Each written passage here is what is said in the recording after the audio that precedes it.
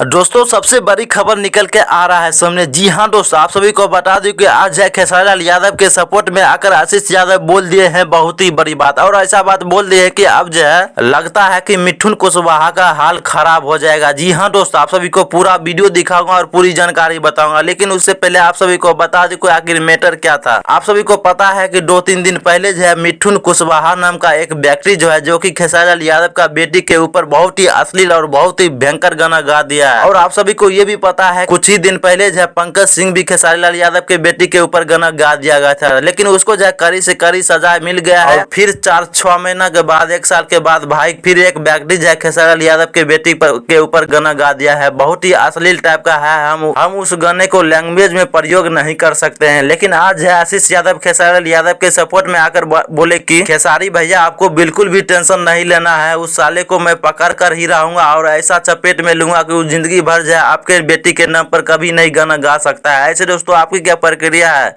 आप सभी जरूर कमेंट बॉक्स में बताइएगा।